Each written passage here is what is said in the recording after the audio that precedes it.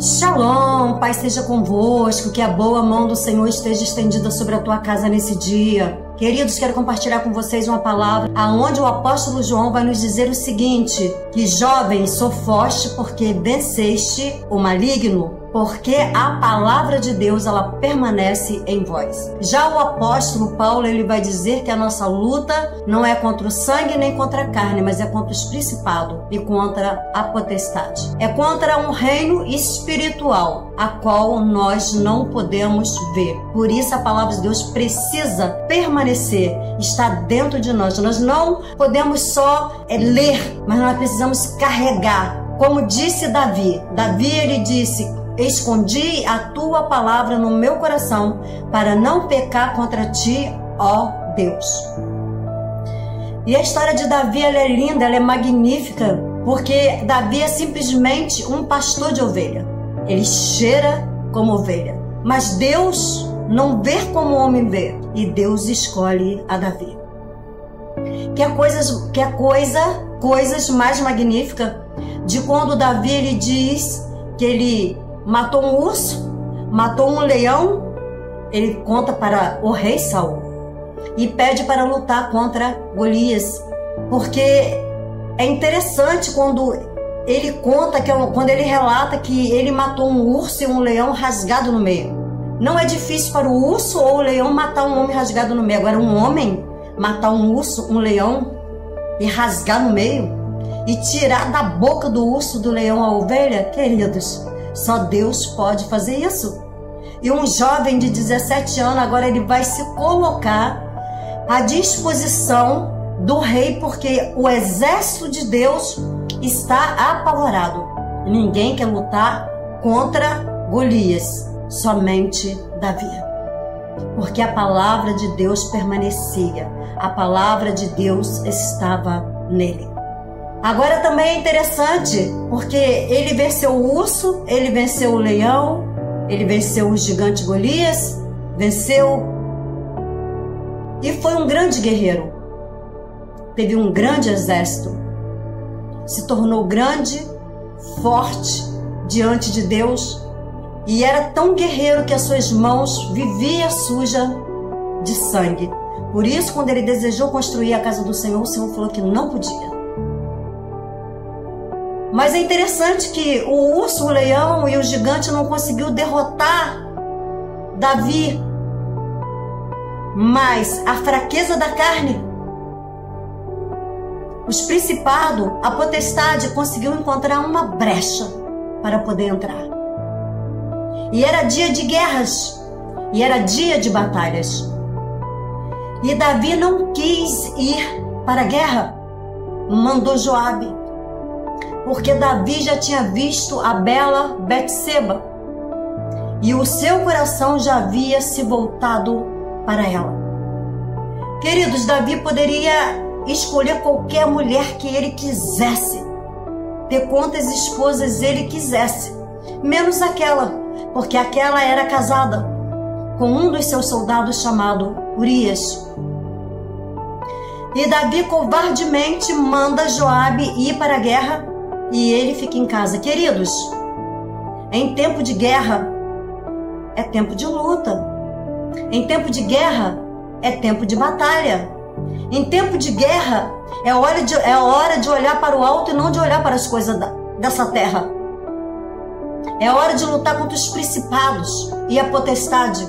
E Davi, ele deu lugar à carne e olhou para Betseba, mandou Joabe para a guerra, mandou colocar Urias na frente da batalha e mandou tirar a retaguarda.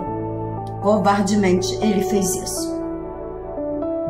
Mas não pense você que a palavra de Deus não permanecia nele, porque ele vai dizer que enquanto ele se calou, a carne dele se apegava aos seus ossos se envelhecia, ele se angustiava e ele se entristecia. Assim estava a vida do rei Davi. Deus levanta Natã, o profeta, e manda profetizar contra Davi, dizendo que ele havia pecado contra Deus. Davi neste momento vai dizer: ó Deus, retire tudo de mim, mas não retire de mim o teu espírito. Então o espírito de Deus permanecia em Davi, Só que ele se calou diante da brecha que o inimigo armou para ele. Mas ali ele vai fazer um concerto com Deus, e Deus falou para ele: tá tudo bem, mas a espada não vai sair mais da tua casa. Querido, quando nós erramos, pecamos contra Deus, há um preço a ser pago, e o preço não é pequeno. O preço é muito grande. E infelizmente nem todos que pecam conseguem chegar até o final, voltar para o Senhor, e o Senhor voltar-se para ele. É onde a gente vê muitas pessoas tirando a sua própria vida, porque não conseguem suportar as batalhas de luta, o principado, a potestade contra a vida dele. Veja ali Judas. Judas não foi capaz de voltar-se para o Senhor. Ele não conseguiu se arrepender daquilo que ele havia feito. Que se ele tivesse arrependido, Deus teria perdoado e ele teria se livrado daquela morte tão horrenda que foi na vida dele. Mas vejamos Jesus. Jesus foi levado até o deserto. E Jesus sendo levado até o deserto para ser tentado por Satanás. E ao ser tentado por Satanás, Satanás vai dizer para ele, depois que Jesus jejuou 40 dias e 40 noites, Jesus teve fome. Não diz que ele teve sede, mas que ele teve fome. Satanás, que já está o tempo inteiro vigiando, 24 horas, diz a palavra de Deus, buscando a quem possa tragar, achou que ele ia encontrar brecha em Jesus. E chegou até Jesus e disse: olha para aquela pedra, tu não é filho de Deus? Debochadamente. E diz para Jesus: transforma em pão e come. E Jesus olha para ele e rebate com a palavra, dizendo: nem só de pão viverá o homem, mas de toda a palavra que sai da boca de Deus. Ei, nós somos alimentados pela palavra que sai da boca de Deus. Por isso a palavra de Deus precisa permanecer. Está em nós, ela não pode. O Espírito Santo de Deus, como disse Davi, não pode ser retirado de nós. Satanás não fica inconformado. Queridos, nós temos um problema muito sério na nossa vida. Qualquer batalha, qualquer luta, nós queremos sair, nos afastar, largar, deixar Deus para trás. Mas Satanás, ele tem o poder de perseverança, coisa que muitas vezes eu e você não temos diante do Senhor. E mesmo sabendo que ele não ia vencer a Jesus, mesmo assim ele lutou. Ele vai levar Jesus até o pináculo e vai dizer para Jesus: se tu é filho de Deus, lança-te daqui para baixo. E aí ele vai usar o Salmo 91. E ele vai dizer: porque o Senhor dará ordem aos teus anjos para te guardar em todo o teu caminho, para que você não tropece com seus pés em pedra. Bem, Jesus vai olhar para ele e vai dizer: mas a palavra também diz: não tentarás ao Senhor teu Deus. E inconformado, ele vai levar Jesus a um lugar muito mais alto ainda e vai mostrar esse reino maravilhoso a qual nós vivemos, que é essa terra magnífica, com toda a sua beleza que Deus fez. E ele vai dizer: se tu somente me adorar, eu darei a ti. Jesus olhou para ele e disse: adorarás somente ao Senhor teu Deus e somente a ele se prostrará. E a palavra de Deus diz que Satanás, ele se afastou. Queridos, veja, ele se afastou. Só se afastou. O diabo, ele nos tenta, e quando nós vencemos a tentação, ele não vai embora, ele não desaparece, ele só se afastou. Jesus venceu a Satanás, e você vai dizer assim: também era Jesus? Eu concordo com vocês, Jesus é Jesus. E Jó? Porque Jesus era 100% Deus, 100% homem, sabia com quem ele estava lutando. Davi sabia com quem ele estava pelejando. Agora Jó é 100% homem. E Jó não sabe por que ele está vivendo aquela luta, nem aquelas tribulações, nem aquelas batalhas. Jó, ele não sabe. Tanto ele... E olha como Jó era. Olha como Jó era. Jó, ele disse que ele oferecia sacrifício ao Senhor pela vida dos filhos dele, se caso os filhos dele viessem pecar. Nem costume, creio eu, de pecar tinha os filhos de Jó, mas era tão reto, era tão justo.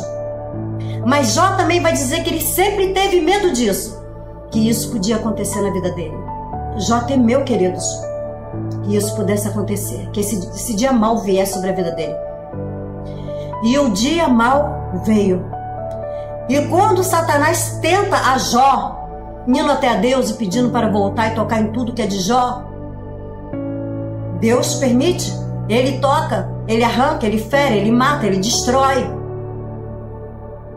E Jó simplesmente se dobra, sem entender nada, e adora ao Senhor, dizendo: não saí do ventre da minha mãe, não voltarei para lá, Deus me deu, Deus tomou, bendito seja o nome do Senhor. Satanás fica frustrado. Sabe o que é ficar frustrado? Porque Jó não caiu, porque Jó permaneceu em Deus, mesmo sem conhecer muito bem a Deus e sem entender nada do que estava acontecendo. Porque Jó disse o seguinte: antes eu te conheci pelo que eu ouvia falar, agora os meus olhos viram ao Senhor.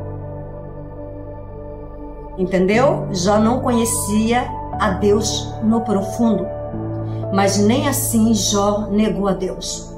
A fé de Jó é a fé mais magnífica, mais extraordinária que um ser humano pode ter na terra, depois de tudo que ele viveu, sem muito conhecer a Deus. Jó, ele viveu o sobrenatural por aquilo que ele ouviu falar. Mas eu e você, queridos, nós temos experiência com Deus. E a minha pergunta para você é: eu, queridos, conheço a Deus não só por ouvir falar, os meus olhos já viram o Senhor. Já viram aquilo que Deus pode fazer na minha vida. E a minha pergunta para você nesse dia é: você conhece a Deus por aquilo que você ouviu falar ou por aquilo que os seus olhos já viram Deus fazer na sua vida? E ainda que seja só por ouvir falar, seja como Jó. Seja como Jó, permaneça fiel a Deus sem muito conhecê-lo, mas sem confiar e acreditar que Ele é Deus, aquele que faz o sobrenatural na minha vida e na tua vida também. A palavra de Deus, ela precisa permanecer em mim e permanecer em você, para que sejamos fortes. Como disse o apóstolo Paulo: quando eu estou fraco, é que eu estou forte. Como assim? Estou fraco? Quando eu estou fraco, eu estou forte? Simples, porque quando eu estou fraco e Deus está em silêncio nos céus, eu estou de joelho na terra, buscando e clamando ao Senhor. Amém?